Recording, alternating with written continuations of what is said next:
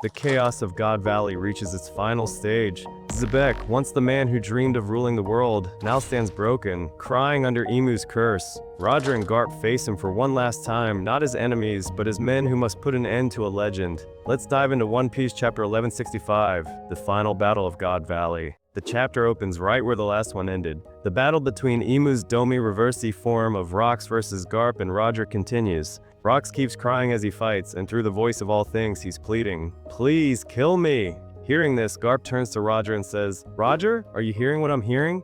Roger nods. "Yeah, I can hear him." Both of them are deadly serious now. They're not just fighting a monster, they're fighting a man who's begging to die. Rox roars, charging forward, tears still falling as he swings his massive sword. Roger quickly swings his blade and mutters, "The way he talks, the way he's acting, and that look on his face, none of this fits the Xebec I know. Something's wrong." Rox launches a massive strike. Roger and Garp brace themselves and take the hit. The ground shatters beneath them. Garp retaliates immediately, coating his fist in Haki and punching Rox square in the face. The impact is monstrous. The air itself explodes from the punch. But of course, it barely hurts him. With the Domi Reversi still active, Rox's durability is beyond reason.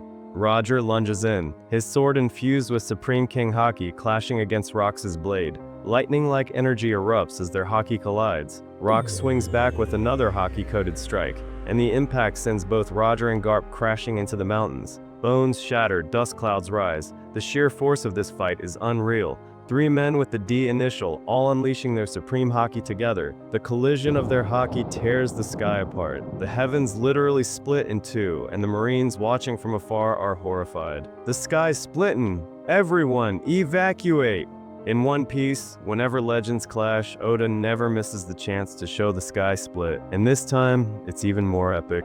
Meanwhile, we cut to the remaining Rox pirates. Silverax shouts, "Let's steal a ship and get the hell out of here." Someone yells, "What about Rox's ship?" Silverax snaps, "Dumbass, no one's going back." Shiki yells, "The Rox pirates are history now." And with that, the Rox pirates officially disband. Everyone flees God Valley to save their lives. Back on the Marine side, we see Garp being contacted through a Den Mushi. The voice crackles. "Vice Admiral Garp, can you repeat that?" Garp shouts. "Get every survivor and Marine aboard the ship and cast off immediately." At the same time, Roger's crew contacts him. Roger orders, "Leave the island, wait for me at sea, I'll return soon." Both Roger and Garp, covered in blood and bruises, say in unison, "I will make it back for sure." Then, we get an epic panel. Garp and Roger stand side by side in front of Rox. Garp says, "I came here to capture both of you, but looking at this situation, I might need to change the plan." Roger laughs slightly. "Well, I came here just to save Shaki and grab some treasure. But now, Garp, how about a temporary alliance?" Garp smirks. "I'm not exactly thrilled with that idea, but we can't just leave him like this." And so, Roger and Garp officially team up to take down Rox. Rox attacks again. Garp jumps aside, and the attack hits a mountain, destroying it completely. Roger takes the chance to counterattack, but before he swings, we see it in his eyes, sadness. He respects Rox D. Xebec. Deep down, he doesn't want to kill him, but still he swings his sword. Garp grabs Rox's leg and slams him into the mountain, shouting, "This form, this curse, whatever it is, can't we fix it?" They've realized now, Rox has been cursed, he's no longer himself. Roger rises again, yelling, "Rox, wake up!" Then he unleashes Supreme King Haki Slash, causing massive destruction across the island.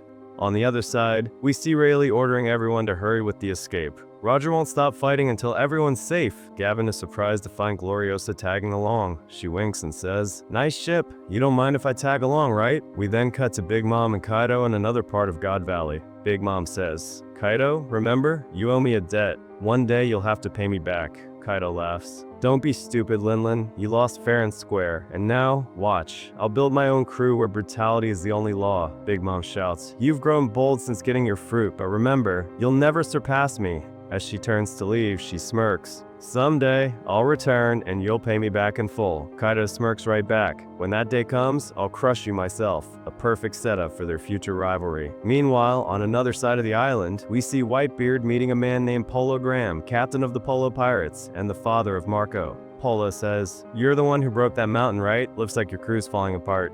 He tells Whitebeard he's a big fan and offers him a ship, suggesting they sail together. Whitebeard refuses at first, saying, "I don't need anyone, get out of my way." But eventually the two start walking together, hinting at a possible alliance. Here, we see Whitebeard, not even a single scratch on him. Even after taking a full force hit from rocks in the last chapter, he's completely fine. That's why he's called the strongest man in the world. We also see Stussy, Ganzui, and Gilbastar running away with several treasures. Gilbastar is accompanied by a ghost that looks just like the ones Perona creates in the present. Stussy yells angrily, "Where's Newgate?" Meanwhile, Dragon's moment arrives. We see Dragon aboard a marine ship, holding a pistol to his superior officer's head. He's protecting the survivors of God Valley, demanding they be taken to safety. "If you don't follow my orders, I'll kill you right here." The God Valley incident has changed Dragon forever. He came here as a Marine, but now he's rebelling against them to protect the innocent. This is the beginning of the Revolutionary Dragon. Meanwhile, Rayleigh and Gavin, having ensured the crew's safety, turn back toward the island. Rayleigh shouts, "Don't wait for us, we'll catch up!" Far away, we see a world government ship leaving God Valley. On board is Saturn, possessed by Emu. He's calm, but his eyes glow with darkness. Emu orders CP6, erase everything. The name God Valley must vanish from history. The editor's note confirms, every record of the God Valley incident erased by G11 and CP6 under top secret level S. The names of the participants in the human hunt were purged, its location, size, and population lost forever. No one knows how many died that day. Back on the island, Roger, Garp, and Rox clash once again. Their hockey clash creates a massive explosion, destroying the remaining half of God Valley. Roger shouts, "That black monster we saw, did you know the government was tied to that? Justice isn't what we think it is." Garp replies, "I won't disagree with you on that." Both men are severely injured now. Then Roger asks, "Garp, if you ever leave the Marines, join my crew." Garp laughs painfully. "No, I can't. If I leave the Marines, who will protect them?" That one line explains why Garp stayed in the Marines, to protect people from within, even knowing it's corruption. Finally, both men stand again, bleeding, barely conscious. Roger says, "Armament Haki can normally counter devil fruits, and I'm using Conqueror's coding too, so how the hell are my attacks not doing anything to him?" Garp explains, "That's because his Conqueror's Haki keeps canceling ours. If we don't surpass that, we'll never damage him."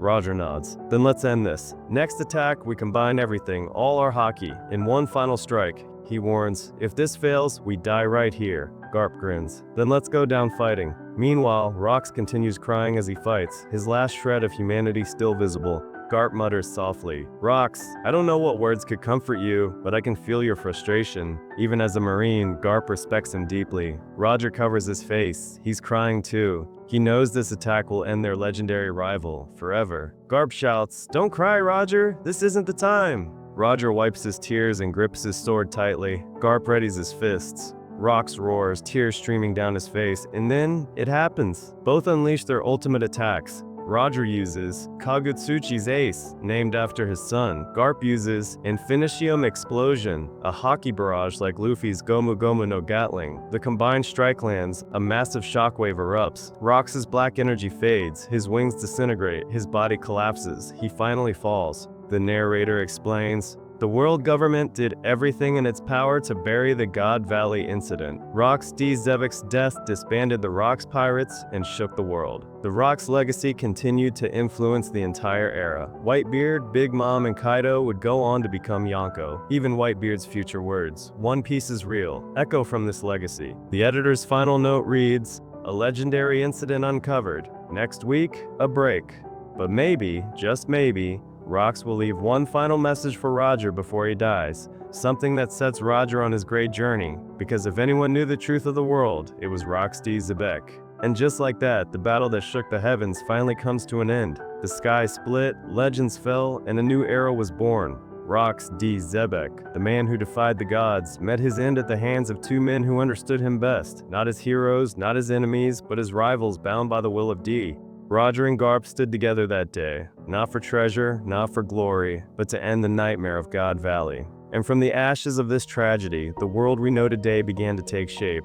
The Yonko, the revolutionaries, the great pirate era, all born from this one war. This isn't just the end of a battle. This is the moment that rewrote history. But here's the real question. How did Whitebeard walk away from that chaos without a single scratch? What did you think of this chapter? Did Oda just give us the greatest flashback of all time? Drop your thoughts and theories below. Until next time, keep that spirit burning, and I'll see you in the next breakdown.